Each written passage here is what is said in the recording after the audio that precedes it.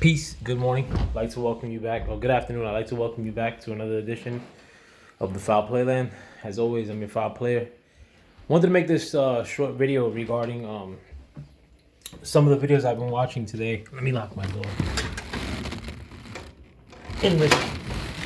In response to Roy Jones Jr. Giving his opinion on the Errol Spence, Terrence Crawford situation, more so the Errol Spence situation. I mean, he basically gave a rundown as to why Errol Spence hasn't really distinguished himself and why he still ranks Terrence Crawford as a pound for pound number one guy. I know a lot of these people that make videos kind of like pissed off that Roy Jones came out with that take. They in the past have said that Terrence Bud Crawford is their number one guy or number one pound for pound, even though they're more aligned with Errol Spence and saying that Terrence Crawford should do more. But they, in the past, have had, and I don't want to call out any names, have had Bud Crawford as their number one guy. So I don't know what's changed now. What's changed, as far as having him as your number one pound for pound. But also, too, the hypocrisy that I see is that, now Roy Jones is the enemy.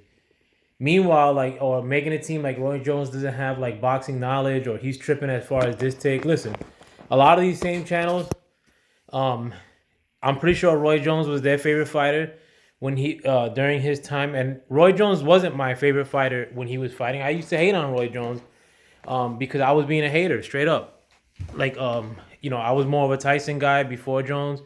So once that era jumped from Tyson to Roy Jones, I was a little bit of a bitter in a sense, but needless to say, I mean, Roy Jones was the best by far, of that era following Mike Tyson.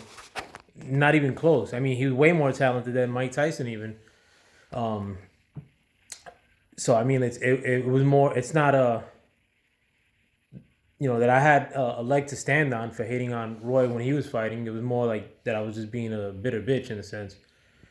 But when you with a lot of these channels, I mean, they have Roy Jones as their favorite fighters, and a lot of these guys are a little bit older than me, and I'm pretty sure that they had Roy Jones, right? That when Roy Jones was fighting, he was their best guy, and a lot of these same channels, like me, or along with me, think that Roy Jones is the best commentator on boxing currently.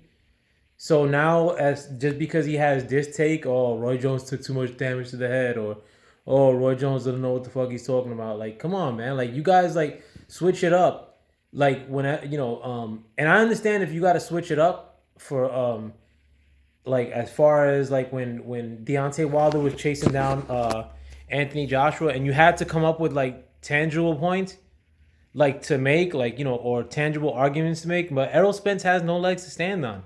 If you want to say that Errol Spence has more of a negotiating clout, I mean, you could say that, but it's not by very much. It's both these dudes are some C-level type stars in the sports world today. In the boxing world, they're both A- stars, maybe B+. Actually, when you factor in how much money they make, they're B stars in boxing. So I mean, when you want to say that a guy who scores 80s on his test is way smarter than somebody who scores 82s on his test. I mean, and that's the reason why this fighting happened, because the guy who scores 80s is not caving into the guy that scores 82s. It's you're not talking about an exceptional level of stardom and that's happening here. Errol Spence cannot walk anywhere and get bombarded by fans.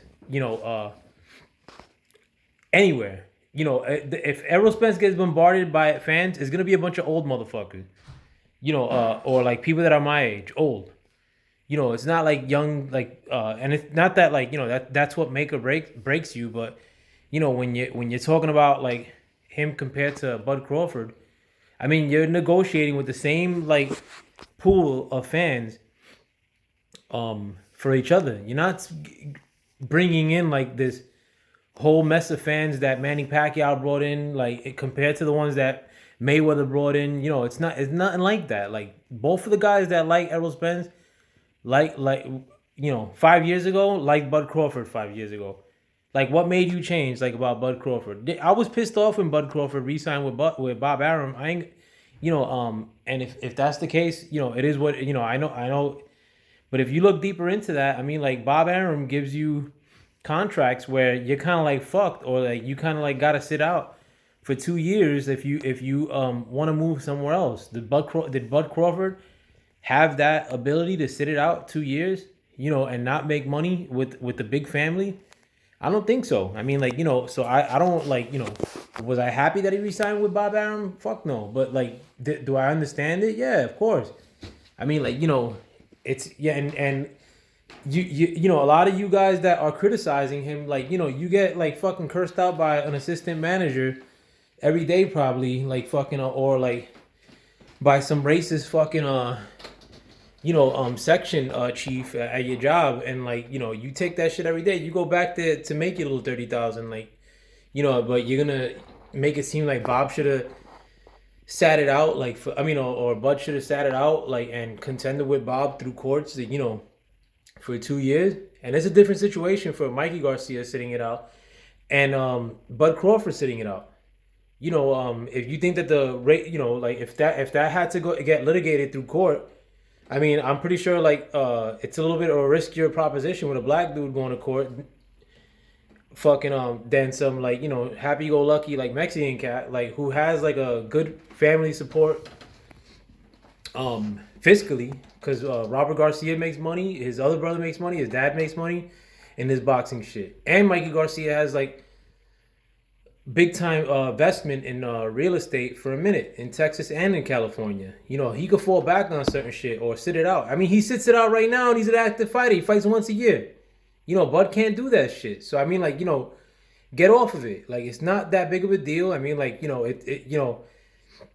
that whole side of the street shit, that shit should be deaded, man. Like, fucking make your boy Errol Spence fight. Like, you shouldn't be saying anything, like, and you're only taking that cue from Errol Spence because Errol Spence don't want to fight, bro. Like, so like if Errol Spence says, yeah, I want Bud Crawford, like, that's my next fight, then you would be changing your tune. You wouldn't be saying like, oh, like fucking Bud Crawford got to fight Sean Porter before that happened. Like, come on, like that sounds stupid. Like nobody ever says that for any fight that I've known in history, besides AJ like doing that shit to Wilder, like to fight Dillian White, and that was some bullshit too. Like, why can't this be some bullshit? Oh, he gotta fight Sean Porter. Sean Porter don't sell a damn thing, man. Like, Sean Porter don't got no fans.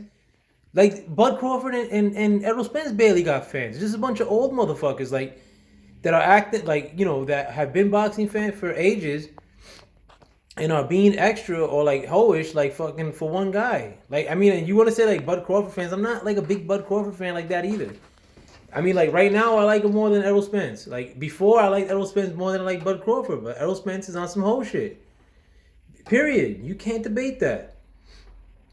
Like, and how often do you see Errol Spence mention Bud Crawford or any of these PBC guys? I mean, and you want to mention, and that's another thing, too. If you want to mention all these PBC guys that have fought Errol Spence, because they're on the same side of the street. How many of those guys have called out Bud Crawford ever? You got Sean Porter, pretty much never, because everything he said he retracted 2 weeks ago, and saying that he got to offer Bud Crawford an apology because that fight he's not really pursuant of it. Danny Garcia never called out Bud Crawford. Keith Thurman never called out Bud Crawford.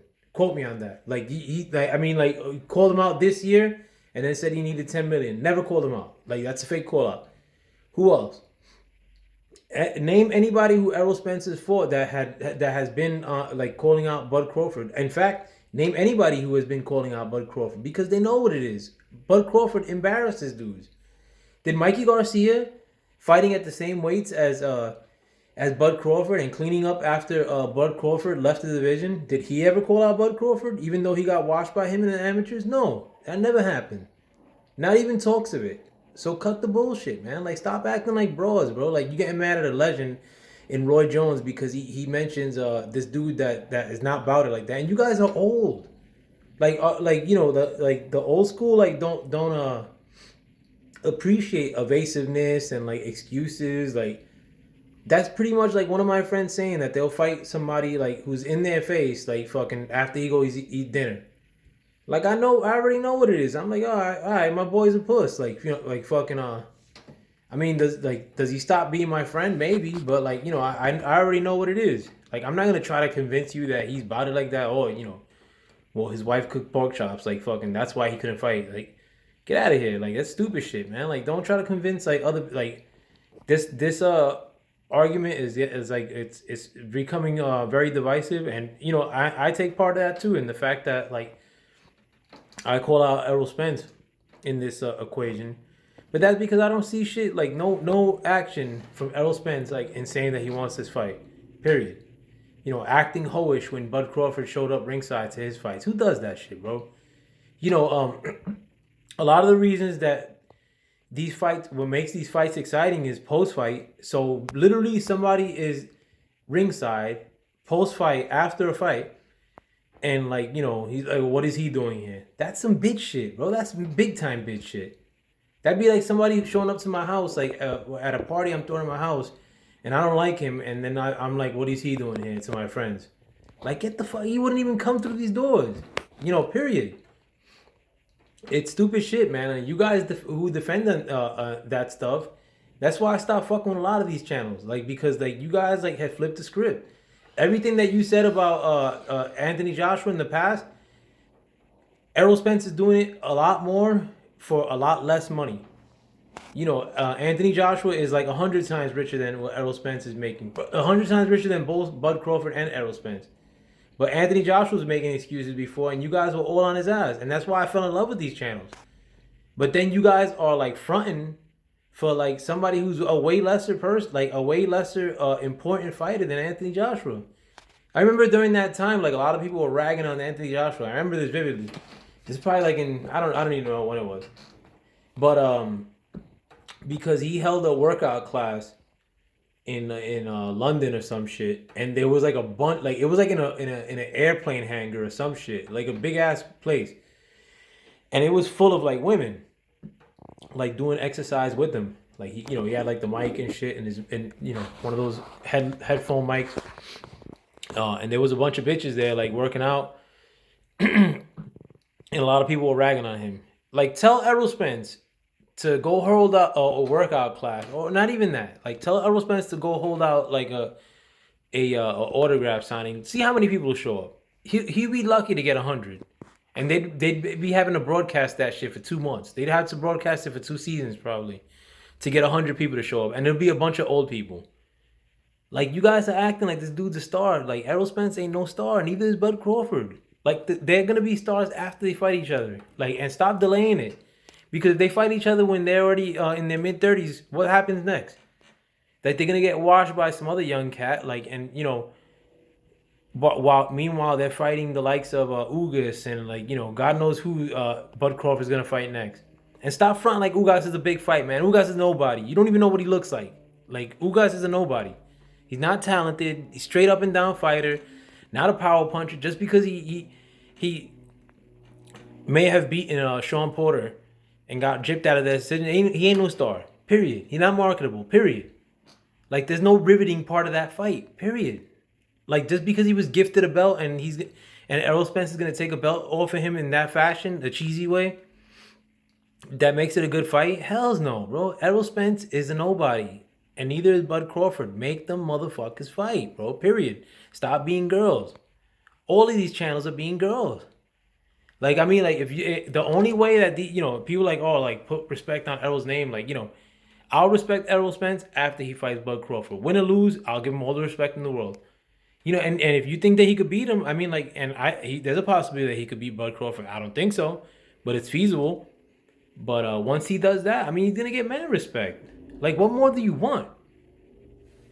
Man, let me let you go, bro. Like, I get too riled up about this shit because now Roy Jones is the enemy, just because he dissed a lot of these Mancrush dudes' boyfriend. It is what it is, man. Like people are very disappointing of late. With that, I'm out. Fuck y'all.